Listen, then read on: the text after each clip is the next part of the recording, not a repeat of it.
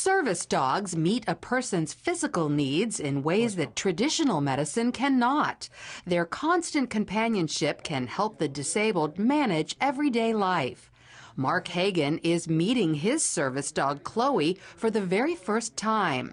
She will help Mark with his dangerous type of diabetes. In the last couple of years, I've gotten what's called hypoglycemic unaware, which means I can't sense what my blood sugar is doing. I can't tell if it's high. I can't tell if it's low. So I will drop into an unsafe area where I can't help myself any longer. Chloe is so well trained that she can actually smell if Mark's blood sugar is too high or too low. She will then touch him with her paws, which alarms Mark, but is hardly noticeable to anyone else. One of the things that everyone wants to make sure of is that when the service dog is out in public, it's well behaved, it's well mannered, and it's not being disruptive to the environment or to the people around it. It took 9 months to transform Chloe from a rambunctious, untrained pooch to the trustworthy service dog she is today. Scott Smith and Mark Hackathorn have been training all types of service dogs for 30 years now. This is a winning situation for everyone, including the dogs, because many service dogs, like Tala here, are rescues. Mark searches Craigslist and the newspaper for dogs whose families no longer want them. He trains all breeds, but is partial to poodle mixes like Tala because many are hypoallergenic. He loves what he does, except saying goodbye. It's a little sad sometimes because we're working with the dog so closely.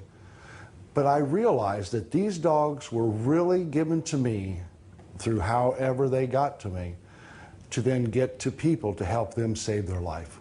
Service dogs vastly improve the lives of people who are blind, epileptic, deaf, or those at risk for heart attacks, stroke, and even panic attacks. Luis, a war veteran, suffers from post-traumatic stress disorder.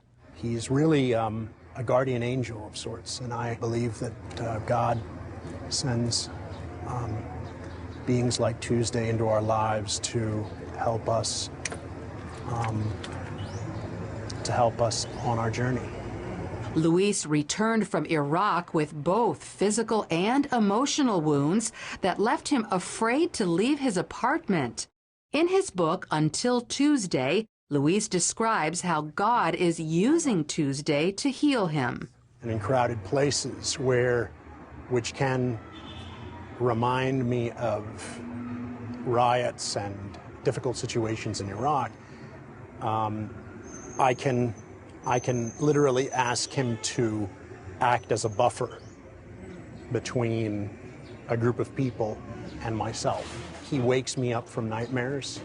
He's been trained to do that, and he helps me walk. I have a spinal condition, so he balances me when I walk, particularly downstairs.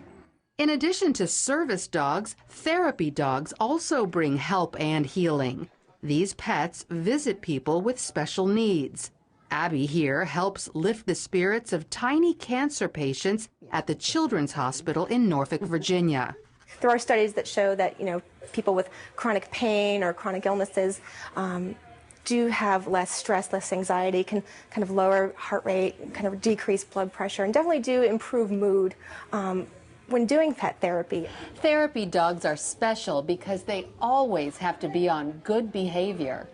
They do not have to be trained nearly as thoroughly as service dogs, but therapy dogs do have to pass a test. They have to be able to sit on command and down on command and stay, and some of the basic obedience.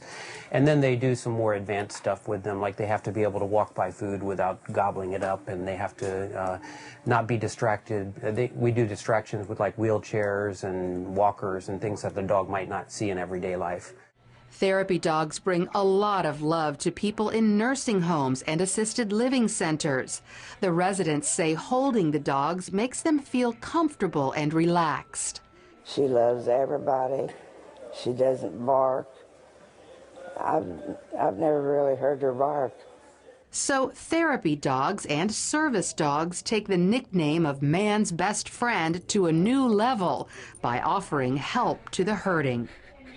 Lori Johnson, CBN News.